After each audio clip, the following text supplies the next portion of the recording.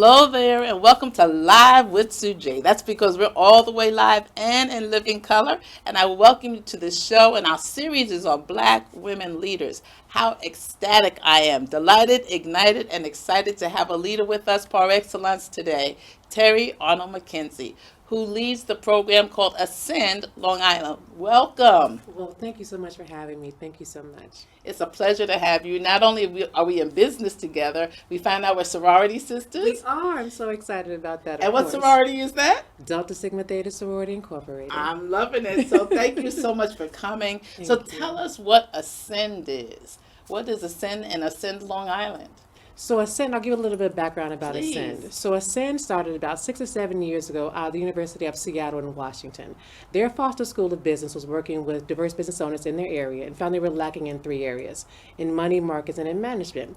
So they built a curriculum to help them fill those gaps, but at the same time, which is very important, contracting them with partners that were working with them with the university. So real contract opportunities. So that particular business model became funded by JP Morgan Chase, and now there are about 17 Ascend programs across the country. Ascend Long Island is one of 3 programs we have region-wide. Ascend Long Island covers Long Island and Southeast Queens. Ascend Newark, which covers Newark and certain parts of New Jersey. And then Ascend NYC, which covers the 5 boroughs. Okay. So that's the Ascend program. So wow. So I'm a JP Morgan Chase banker and our counter in banking. And so I was looking at Channel 12 out in Long Island, and I saw you and I saw JP Morgan Chase had connected. And so I was like, I'm going to try to find you. And literally within 2 emails, we connected. We did. So thank you for responding to your emails. Oh, it was my pleasure. As a real businesswoman. So how long have you been with the program? I've been with the program since 2018. I started off with the implementation phase. I was also actually contracted to do what they call community navigator. So went to the community, talking to diverse business owners in Roosevelt and majority minority communities here in Long Island. And our purpose and goal was to talk to the diverse business owners about their businesses, but also how the Ascend program can sort of lift them up and build capacity for their business. So as you know, working with diverse businesses, you have to build that trust first. Yes. And that was my responsibility. Then I became tapped to be the program manager in 2019. And I've been doing that since. Wow, so you've navigated well. You used the word capacity. Yes. So capacity, collaboration, creation of businesses. Tell us what capacity means for the new business owner or for one who's thinking about becoming a business owner. Capacity for me just means how your business is related on whatever industry level you're in. How do you grow from one level to the other? Capacity building means using all resources we have in our power to make diverse business owners specifically grow to the next level. So that is mentoring, health and wellness, whether it's pitch preparation, curriculum development, whatever it means. Capacity building means that we are working with our diverse business owners to help them build their business from the ground up and making them more successful. That's awesome. And I hope you'll come to Global Black Women's Chamber of Commerce is one of the sponsors of this program. And I hope that you'll come and share with us, because we have some people who are in the creation phase because after COVID, they're what they're calling pivoting. Right. They're realizing they don't want to work for someone, or their business may not be in existence any longer. So there's someone to create. Then there are those who just want to connect. That's right. With others who are doing work and collaborate, do work together. So the words that I started this year was collaborate, consolidate, with whom can I delegate, and what can I eliminate? Love it. So those are my words. So as you've been going forward, with whom can you collaborate? As far as the Ascend program, I think collaborating, first of all, with any diverse chamber of commerce, any organizations that are built on helping and serving the Black community, the Black and Brown communities, just because we're very focused on diverse business owners specifically, because we need the resources. And with everything that happened with George Floyd, our social impact that's happening right now in the country, we need to make sure that our voices are still seen and heard in these construction spaces, procurement spaces across the board, no matter what it looks like. So as you're building businesses up, it's also important to have a team of employees or people who are part of your team. So how important is it to delegate? I am a big believer in delegating as long as you can do it properly. Okay. Like, you don't want to delegate to individuals that can't really handle the work that you're trying to give them, and you're trying to sort of fill them out a little bit. Delegating is important because you cannot handle everything yourself. I mean, my first year at Ascend, we had a couple of mentors. Of course, the Hofstra staff at University, where our Ascend program is housed and located, and it was great. But the majority of the work fell on me, and so I had to figure out how to get from under it, and also know who I need to hire in order to make sure that it was done properly across the board. So delegating is very important, but also making sure you have the right people in your team is important as well. So how, if you're trying to build your business, you're a small business and you're trying to build it, how do you find the talent that can help you delegate to them? What I found is your network is invaluable. Okay. The social media is invaluable. LinkedIn, these networks that are sustaining businesses are invaluable to you, sort of learning and growing your networks. I think for me, I reach to my network all the time because Yes. not only with the sorority, but with the chambers that are local on Long Island, building things, relationships in the city, those sorts of things are very, very important. So the networking is how you'll get your businesses, but also the chambers, reaching out to them, letting them know what you're actually looking for and you actually need. They are procuring for you as well because their members are actually looking for opportunities as well. So the network itself is built in a way of engaging one another. That's awesome. So you mentioned Hofstra University. Yes. So what's the connection? How are you housed there? Why are you housed at Hofstra? Talk to us about that. That's a great question. So when I came aboard the program in the implementation phase, the grant was already funded for Hofstra. They developed an implementation plan. They developed this paper for JP Morgan Chase to say you need to have an Ascend suburban model. So the Ascend suburban model is the only model in the country. Wow. And so we're housed at Hofstra because they have a Center for Suburban Studies, which is led by Lawrence Levy. Yes. And so he had the vision to say we look at our community. We're housed because Hofstra's housed in Hempstead, Uniondale area, and so how do we reach out to the community that's around us? And you don't want to be a beacon on the hill. Right. You want to be in the weeds, in the ground, working with people in the community. I think that's very important. So I'm glad that they had the vision to say Hofstra's more than just this school in this area. We want to Yes. be an engaging part of the community, which is what they did. So many people have been virtual pretty much their lives. Their businesses were born during COVID. That's right. So how do they now reach out to a community that they really haven't touched other than digitally? As far as the program itself, Not a sin, but if a person's building a new business and it was born digitally, so maybe it's a social media business, do they need to actually get out into a community or do they need to have strategic marketing? I think it's a bit of both. You need to know, as you're fleshing out your ideas, your foundation for the business, what are your goals? What are you looking to do? What are you looking to accomplish? And what metrics can you use to accomplish the goals? So if you start off in a virtual space, but you want to get out into because now they're opening it back up and things like that, Right. reaching out to programs like Ascend Long Island, Goldman Sachs 10,000, a bunch of other programs that help capacity building just for diverse businesses, Yes. you should start there because the resources that we provide are second to none, and we really, really strive and are passionate about helping diverse entrepreneurs. So when one comes to Ascend, they to apply even for the programs, you need to have your books together. You need to have records. Talk about the importance of record keeping and knowing your numbers and building those numbers up. Here's what we found. So we know that we have an idea for a business. We can do the work. That's no problem. The real issue is the back of office support and foundation for your business. You can go out and you're a great electrician, a carpenter, whatever your work is, and that part is great. But you come back and you have stacks of bills or invoices or things on your desk. That's all a part of the business too that cannot be left behind because you need to get paid for the work that you're actually doing. Right. So building a very strong foundational support and the back of office support is very important. Hiring the best foundational team, a bookkeeper, an accountant, a lawyer, a CPA, it's very important. Even though on the onset it may seem a bit expensive, you rather pay the money up front rather Right. than have issues in the back end. Right, Because- fines and having Exactly. taxes. That Exactly are, right. All of those things. That's Yeah. right. That's right. So some places we were able to get with the Chamber's creation a pro bono law firm, and so that's important for people to know that there are resources out there That's that right. in the beginning you may not have to put out of your pocket, but they are available to you. Talk about other resources that people might not even think about. Oh, mentoring. So for us, mentoring is a big deal. We have entrepreneurs in residence within our program that help the diverse businesses, whatever their areas of need is, whatever the capacity is, wherever the gaps that need to be Yes. filled are. And so we're very aware of mentoring is important, making sure we actually partner with, hopefully getting to partner with our Hofstra University Law School to do pro bono work for our program. We're always looking to do different things to bring resources in.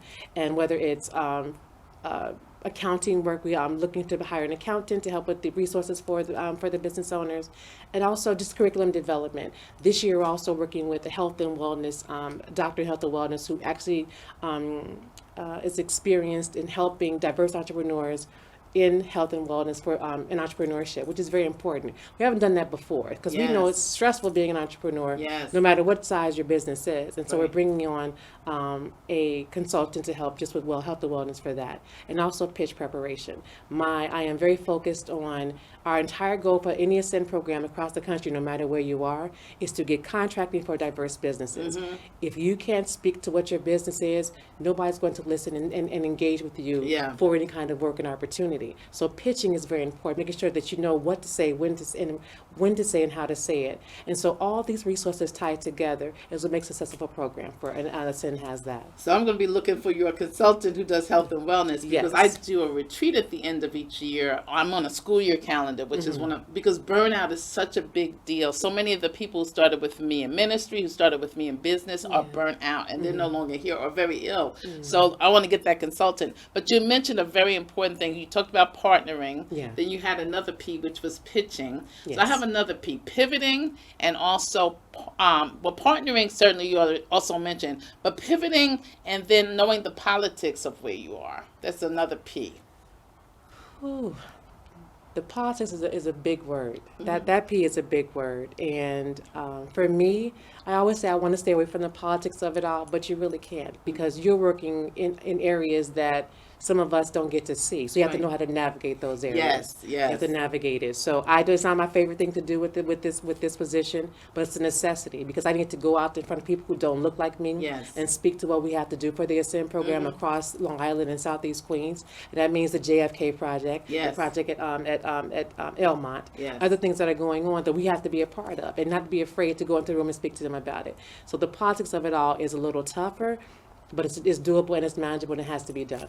So I was at a big Greek dinner here out in Southampton recently, and I sat next to a mogul who does construction, and he said, "I'm looking for Black women in construction to partner with for this JFK project." So positioning, you mentioned that word too. Yes. How does one position themselves and prepare themselves to be able, when he asks for me to recommend someone, that I can refer someone? How do you position yourself for that? You have to be ready at all times. So for the Ascend program, how we develop our curriculum is to make sure that in the beginning, because our program starts this month. In the beginning, we're preparing you for what's going to come. So if you're not certified in certain areas, we make sure you have certain technical assistants in those areas to get certified. Making sure that your backup office support is ready. Making sure that you're ready to pitch. If somebody comes to you and says, "I need Black women for this particular project," that you're ready for that. So the pitching, the mentoring, the curriculum development, all that works together in an ecosystem of support that we really need. So building that area, building that capacity is important through that lens. So certification, is that limited to the state that you're in, or is it national? So if I want to go for a government contract and they ask me if I'm a minority woman business owner, does that, if I'm doing it in New York, does that still translate that I'd be ready for a government contract, which is national? Well, New York is a different sort of beast. So there are different programs like a DBE, the Disadvantaged Business Enterprise Program, that's a federal program. New York is really good because we have several different certification programs. But across the country, every state is different. So every Okay. state doesn't have certification programs specifically. Okay. In New York State, we have Empire State, the New York City, Nassau County, Suffolk County, and various HUD 3, various 8A, various other programs that are there. We're lucky and we have that. Not every state does. Yeah. And so that's very important. But I'm a proponent about getting certified no matter what. You have to be in business for at least 1 year. Be 51% of diverse stature, ethnic stature. MWBE is very important. So, So tell us what absolutely. those letters stand for. Oh, I'm sorry. Minority Women Business Enterprises, MWBE, and that's for women and minorities. And WBE is just for women, business enterprises, just for women. Okay. The MBE is Minority Business Enterprise for minorities, diverse businesses. And HUD is a federal program. 8A is another program that's federally funded and gives opportunities to diverse business owners on that particular level. There's also SDVOB, which is lose my train of thought. SDVOB is the I lost my train of thought. I'm okay. sorry, but that's for disabled veterans, Okay. and they have a special program for them where they get special concessions for the work that they bring out too. So it's Wow. very important to get certified where you can, when you can, across the board. So I heard And to recent- service disabled veteran business owners. Okay, great, Thank great. you so much. So I heard throughout the state of New York that the governor had allotted some money through the end of September, some seed money from grants for new businesses. And so would you know about those kinds of things as they came up, whether it was through the state or through the city? Ascend would get information about that? Absolutely. We have relationships with the city, state, local agencies that send me all the information they're gathering, getting out to the public. And I just filter through our Ascend programs on our networks too, so everybody has the same information. So say one wants to be minority woman business certified. So you need to have certainly your records in terms of when you were incorporated. Yes. Do you need your corporation kit? I mean, what are the things, the tools? Say I'm starting from scratch. I'm a business though that's been operating at least a year. What do I need to make sure I have in place? What's the toolkit? You need lots of documents. So everything is electronic now, but you can do a paper version of this. So you'll definitely need tax records. You'll need information about tax records. Your day of incorporation, Oh, perhaps? of course, Yeah. incorporation, things like that. But it's the Empire State Development has a complete website that tells you everything you need to be certified. They give you an entire checklist. I don't want to be the one that says you need these 50 things. I don't want anybody to make a mistake. I would just suggest that they go to the Empire State Development website, get the checklist, and start the process. It is a long process, but it's absolutely worth it.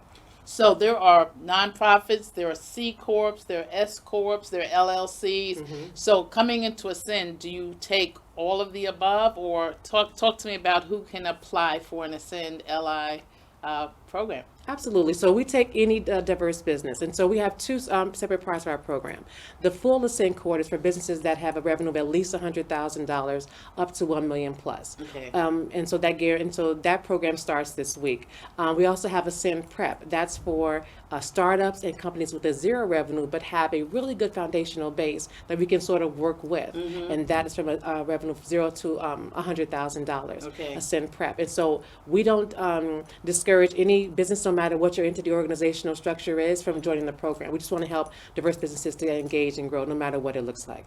So COVID hit everybody. So some may have been making $100,000 prior to COVID, and then they had a dip depending on what their business was. Most did, and they're trying to come back up. So does Ascend take it from the time you made $100,000, or you need to be kind of getting back there now? I am as one of the main interviewers and selectors of who gets into our program, I am very aware of everything that's happened. So I don't hold 2020 against anyone, because we were all taken for a loop and are still trying to come back from that. Right. So number one, we don't charge for the SIM program. Eventually it'll be a charge for it. Wonderful. But while we are in this state, we won't charge a diverse business to be a part, to help you grow your business. It makes no sense to do it. And so for us now, we're engaging and making sure that we're able to engage whatever business whatever they need, or to become a part of the program, whatever it looks like. Okay, so talk to us. Ascend Long Island. Someone's interested in many of the programs you just mentioned. How do they find you? Where do they contact you? So ascendli.com. And how will we be spelling Ascend? So it's ASCENDLI.com. So that's Okay. our website. That also houses our application. We are still looking currently for, we're working with National Grid for the Grid Collective program, which is a program where they're weatherizing their clients' homes across the region. So they're looking for diverse business owners with a revenue of 0 to 1 million plus to help this particular program. So I think it's very important that we reach out to all the communities so we can make sure that they're aware of what the program looks like, because this is a big deal. The National Grid is looking for a diverse community to come in and do their work. So looking for trades, construction workers, things of that nature to help with that particular part of their business. So in order to find for me, I can give you my number or I'll leave it in some shape or form. But ascendali.com is where you can find our information, find out on our website what we do, and get an idea of what the future looks like if you want to join our program. So it's Ascend Long Island, ASCENDLI.com. That's right. And so that's great. So we're glad that you're at the leadership, at the helm of it. Talk to us about what National Grid does. What are their goals? So their goal for the reservation program is to use Ascend Long Island as a direct pipeline procurer for their program, Okay. which is a big deal. So right now we're still in the finalizing stage of what the program will actually look like. It's supposed to start up in Q4 of this year or Q1 of next year. And so they're really looking to get diverse businesses into this pipeline. And so they're looking at Long Island and Southeast Queens specifically. And so that's how we're helping them to do that and find those workers. So say a startup or even one who wants my business sustained. If you had to put a formula together, A plus B plus C equals a successful business. And give it to us slowly. What's your A? What's your B? What's your C? What can you not do without to have a successful business? What would be your A? I would say structure and a vision. I put those together. Okay, structure and a vision. Okay. That's right, because you have to know what your goal and what your business is. And you have to have a vision for what it looks like. Now, you may not know what resources to take in order to get to what your seat would look like, but having a vision, having structure, and the willingness to engage and learn with capacity building programs like Ascend will help you to get to that point. So for me, a successful business has a structural base that's strong, the vision is there, and also open to other opportunities. I remember one of our cohort members, Marie St. Cyr. She was a 2020 cohort member, and she had a revenue that was below our requirement. But I said, she is phenomenal. We'll give her a chance. She went from having revenue of less than $100,000. Then this year she'll make almost $1 million. Wow. She looks at every single opportunity, every program, every opportunity, every resource to engage her business. And even though she's a painter, Yes. she brings on other painters, other artists to do her work, which is the team building, the collaborating, the and formulating those really special relationships. And in turn, they grow, she grows, and now the Ascend program can use that as a model for someone else as well. So I think it's a wonderful idea. I think that's wonderful as well. So A plus B. So vision, structure, open to new opportunities. Is there another piece that we need to make sure that we know? Is mentoring critical for a new business? Mentoring is always critical, but you have to be open to, being a small business owner is very hard anyway. You have to be open to the no's and also open to the yeses as well. Say that again. You have to be open to the no's, Right. but also open to the yeses as well. Exactly That's right. critical. Because when people look at programs like Ascend, like we know as a small business owner, you get a lot of no's. Oh, we don't have any contracts, we don't have any discretionary spending, whatever the no is. But programs like Ascend are put there and created so that the no's are lesser because I'm giving you everything that you would require from someone else. Yes. So you can't say I don't have a capability statement, here's my statement. You can't say I'm not certified, here's my certification. Yes. You can't say I'm not qualified, here's my history of work. And so making sure that you understand the no's, but you also get to the yeses as well, because you've done all this work. Yes. And we are, one thing we used to say back in the day, because I've been in supply diversity for a long time, oh, they just can't do the work. And they would say it to your face as if you Yes. weren't standing there. Yes. Of course you can do the work. If given an opportunity, of course you can. So that's where now listening to the no's and focusing on the West makes a lot more sense and focus. It makes a difference. I remember I worked for President Obama, and so I had to be Senate confirmed. And I remember someone taught me that you have to have all the yeses lined up, but you're going to get some no's on the way to those yeses. And just as you said, you asked for this, I've got it. You asked for this, I've got it. And so it's positioning, it's preparation. So when people are talking about pivoting, make sure that you've done your homework That's right. to make sure that you're in the right place at the right time. That's right. To be able to have the doors that open for you. That's right. Being open to what the doors look like, because all the doors are not going to be open the same. They're not going to look the same. But being Yes. open to what it looks like. People used to think because a sin used to be free. So we said I charged $100, and you can get that back if you finish the procurement conference or whatever. And they think because it's a low cost or free, it's not a sustainable program. You're missing a whole yes, because I can do all these things for you, but because you don't realize that the program is free and think that it's less than, you've missed an opportunity. Yes. And so be open to what opportunities look like. And that's important for us. And then be not so trusting, but be trustful of those who want to engage you in a really meaningful way. Because not Yes. everybody is looking to stab you in the back or do anything wrong. They really, truly want to help. That's an important point. But you also raised an important point about at some point, not only do you have to pay your dues, but you have to have some skin in the game. Yes. And so sometimes you have to pay that $100 because then you show up a little more because do. it's your. So talk about paying dues and putting some skin in the game. You absolutely have to make sure. And one thing I love about our program, this is our fourth cohort since 2019.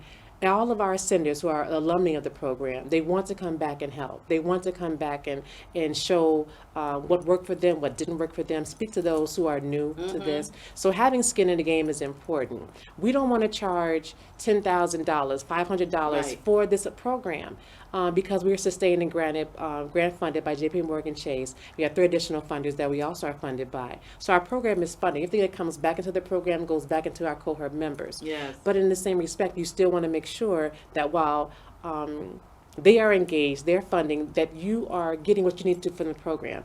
If you feel like $100 is too much to ask, this is not the program for you. Yeah, And exactly. so what do you want to make? But if it's $500 and you get the same or more resources, then maybe it's an investment you should really look at. That's the word I love, investment, because I'm in a couple of programs that I lead, and this year we said, you had like 3 free years, and so this year we're asking you to invest. It's investing in your success. It's That's not right. something coming back to me, but you've seen the return on the investment. So now put some skin in the game. That's So right. paying your dues, paying your way. So Yeah. my last question to you, we're just about out of time, is Oh. is there a highlight for you that you can say in 30 seconds that changed your trajectory on your life?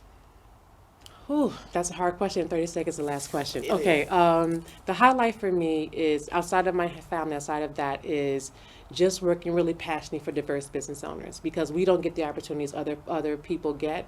And I see that. I know that I'm really working really hard to make sure that's changed any way possible. So the highlight for me is building the SIM program, because now we just got a grant for $150,000 from JP Morgan Chase. And so building to that capacity and building beyond that is the highlight for my professional career. And I'm going right to stay now. close to you. You heard her passion, and this is part of my passion, interviewing wonderful Black women leaders. It's been my pleasure to be with you. It's been our joy to be with you. You're looking at Live with Sujay. You can catch us many times on LTV. Thanks to the crew, and thanks to you for being with us. Have a great day.